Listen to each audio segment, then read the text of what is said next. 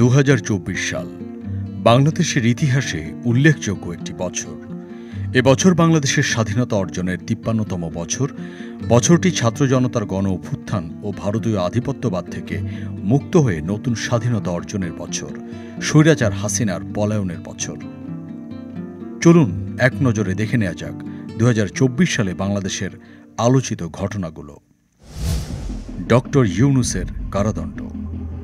১ জানুয়ারি ২০২৪ নোবেলজয়ী মোহাম্মদ ইউনূসকে দেশের শ্রম আইন লঙ্ঘনের ভুয়া মামলায় রাজনৈতিক প্রতিহিংসায় দোষী সাব্যস্ত করা হয়।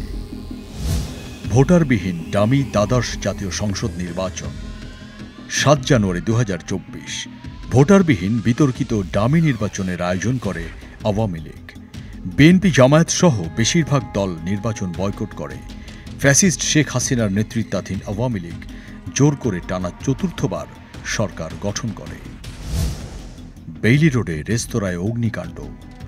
২৯ ফেব্রুয়ারি ২০২৪ ঢাকার বেইলি রোডে গ্রিন কোজি নামক বহুতল ভবনে আগুন লেগে ৪৬ জনের মৃত্যু হয়। এছাড়া আরও ৭৫ জন বিভিন্নভাবে আহত অবস্থায় উদ্ধার হন। বাংলাদেশি জাহাজ এমভি আবদুল্লাহ ছিনতাই। ১২ মার্চ ২০২৪ মোজাম্বিক থেকে দুবাই যাওয়ার পথে এমভি আবদুল্লাহ নামের একটি বাংলাদেশি জাহাজ ছিনতাই করে সোমালিয়ান জলদস্যুরা। জাহাজে ২৩ জন বাংলাদেশি নাবিক ছিলেন, যাদের জিম্মি করেছিল সোমালিয়ান জলদস্যুরা। ১৫ এপ্রিল ২০২৪ সোমালিয়ান জলদস্যুদের হাত থেকে ছাড়া পায় এমভি আবদুল্লাহ। ফোর্বস ৩০ অনূর্ধ্ব ৩০ এশিয়াতে ৯ বাংলাদেশি। ১৬ মে ২০২৪ ফোর্বস ম্যাগাজিনের ফোর্বস ৩০ অনূর্ধ্ব ৩০ এশিয়াতে স্থান পায় ৯ বাংলাদেশি। এই তালিকায় এশিয়ার ৩০ বছরের নিচের ৩০০ জনের নাম প্রকাশ করা হয়। এতে জায়গা করে নেয় ৯ বাংলাদেশি। এমপি আনোয়ারুল আজিম নিখোঁজ। ২২ মে ২০২৪ ভারতের কলকাতায় আওয়ামী লীগের সংসদ সদস্য আনোয়ারুল আজিমের লাশ উদ্ধার হয়। তদন্তকারী কর্মকর্তাদের তথ্যমতে ১৩ মে নিউ টাউনের সঞ্জীবা গার্ডেনে তাকে শ্বাসরোধ করে হত্যা করে টুকরো টুকরো করা হয়। ঘূর্ণিঝড় রেমাল। ২৭ মে ২০২৪ সকালে ঘূর্ণিঝড় রেমাল আঘাত হানে বাংলাদেশে। রেমালে ৭ জনের মৃত্যু হয়। এটি ২০২৪ সালের উত্তর ভারত মহাসাগরের ঘূর্ণিঝড় মৌসুমের প্রথম নিম্নচাপ এবং প্রথম ঘূর্ণিঝড় ছিল। সাবেক পুলিশ প্রধান বেনজিরের পুকুর চুরি। ২০২৪ সালের এপ্রিলে সাবেক পুলিশ প্রধান মহা দুর্নীতিবাজ বেনজিরের নামে দুটি গণমাধ্যমে বেনজিরের ঘরে আলাদিনের চেরাগ এবং বনের জমিতে বেনজিরের রিসোর্ট শিরোনামে সংবাদ প্রকাশ হয়। ১২ জুন আদালত বেনজির আহমেদ ও তার পরিবারের সম্পত্তি বাজেয়াপ্ত করার নির্দেশ দেন। মতিউর রহমানের ছাগলকাণ্ড। কোরবানির ঈদে ১২ লাখ টাকায় ঢাকার মোহাম্মদপুরের সাদিক অ্যাগ্রো থেকে ইফাত নামের এক তরুণের ছাগল কেনার ফেসবুক পোস্ট ঘিরে আলোচনায় আসে জাতীয় রাজস্ব বোর্ডের সদস্য মতিউর রহমান। এ ঘটনার জের ধরেই মতিউর রহমানকে পদচ্যুত করা হয়। পাহাড় ধসে নিহত ৯ জন। ৯ জুন ২০২৪ কক্সবাজারের উখিয়া রোহিঙ্গা ক্যাম্পে পাহাড় ধসে ৯ জন নিহত হন।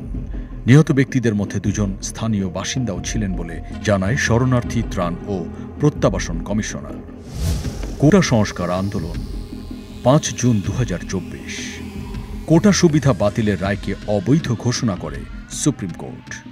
২০১৮ এর পর আবার শুরু হয় কোটা সংস্কার আন্দোলন। জুলাই আগস্ট গণ অভ্যুত্থান ও গণহত্যা। ১ জুলাই থেকে ৫ আগস্ট ২০২৪ কোটা সংস্কার আন্দোলন দমাতে গিয়ে স্বৈরাচার হাসিনার পোষ্য বাহিনী নিরস্ত্র সাধারণ ছাত্র জনতার উপর নির্বিচারে এমনকি হেলিকপ্টার দিয়ে গুলি করে গণহত্যা চালাতে থাকে। ইতিহাসের নির্মম গণহত্যা চলে পুরো ১ মাস ধরে।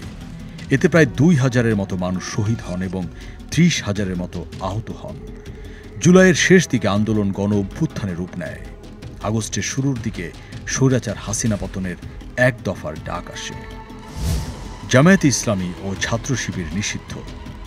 ১ আগস্ট ২০২৪ বাংলাদেশ জামায়াতে ইসলামী ও ইসলামী ছাত্র শিবিরকে নিষিদ্ধ করে শেখ হাসিনা সরকার। স্বৈরাচার হাসিনার পলায়ন। ৫ আগস্ট ২০২৪ ১৯৭১ সালের পর সবচেয়ে গুরুত্বপূর্ণ দিন হিসেবে এটিকে দেখছেন রাজনৈতিক বিশ্লেষকরা। গণ অভ্যুত্থানের মুখে এক কাপড়ে ভারতে পালিয়ে যায় স্বৈরাচার শেখ হাসিনা। গণভবন দখল করে নেয় আন্দোলনকারীরা। তোফাজ্জল হোসেনকে গণপিটুনিতে হত্যা। ক্রিকেট ম্যাচ চলাকালে 6টি মোবাইল চুরির অভিযোগ এনে ঢাকা বিশ্ববিদ্যালয়ের শিক্ষার্থীরা তোফাজ্জল হোসেন নামের এক যুবককে আটক করে।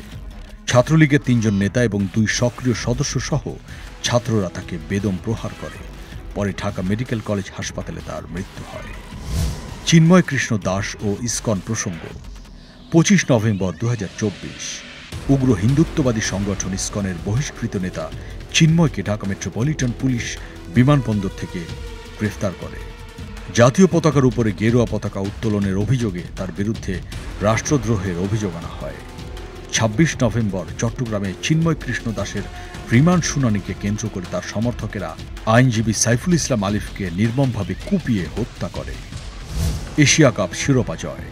8 ডিসেম্বর 2024 ভারতকে ফাইনালে হারিয়ে এসিসি অনূর্ধ্ব 19 এশিয়া কাপ শিরোপা জিতে নেয় বাংলাদেশ অনূর্ধ্ব 19 ক্রিকেট দল।